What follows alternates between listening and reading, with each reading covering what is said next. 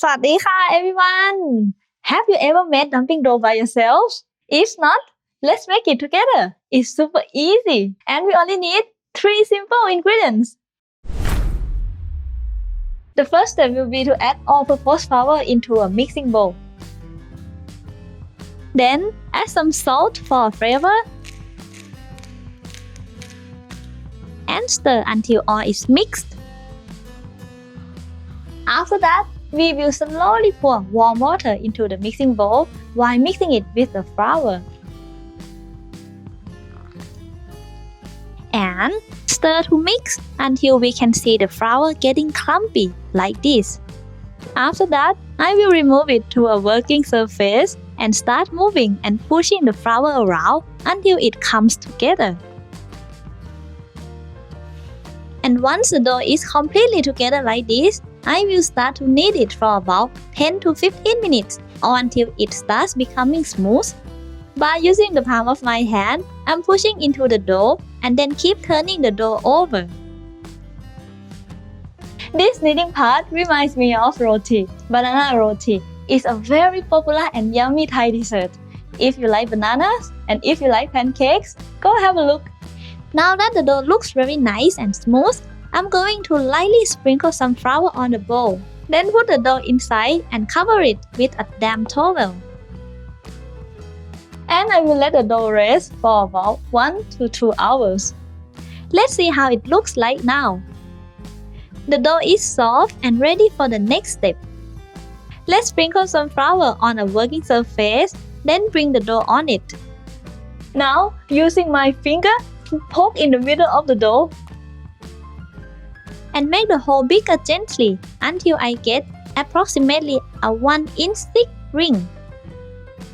This is an easy way to divide the dough into nice even small pieces. Once it becomes a ring of dough like this, I will cut the ring in half. Then line the 2 pieces together and cut them into 4 equal pieces.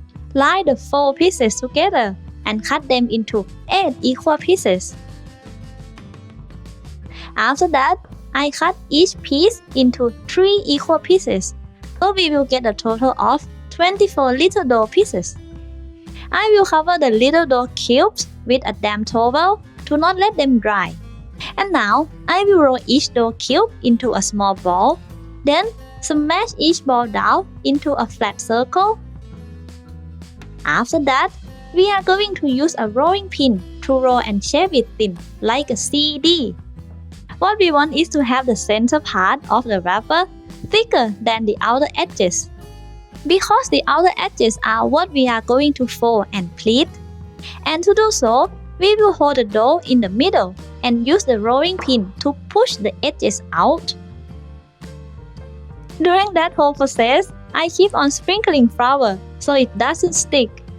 I don't really mind how the shape of the dumpling wrapper looks like. I just needed to make it big enough to use secret weapon, my 4 inches circular ice cream cup. After that, I'm going to use my secret weapon to cut out the perfectly round dumpling wrapper. If you have a cookie cutter, that works too. Then, I will coat both sides of the wrapper with some flour and set it aside. I will store these wrappers in a box, but I'm going to put a paper towel and a lot of flour into the box first. If you have time, you can use them right away. But if like me, you don't, you can keep it for a few days. After that, I will bring the wrappers in, one after the other, and add plenty of flour each time. I want to make sure that there is a lot of flour in between each of them. Don't stack them too high or they will stick together. 5 to 6 wrappers, I think, should be enough. On Thursday, I will show you how to fold the dumplings in 5 easy ways. And the next Monday, we will use them to make a yummy dumpling soup with vegetables. So make sure you subscribe and click the bell on notifications to not miss the next part. Thank you for watching. See you next Thursday. ขอบคุณค่ะ บ๊ายบาย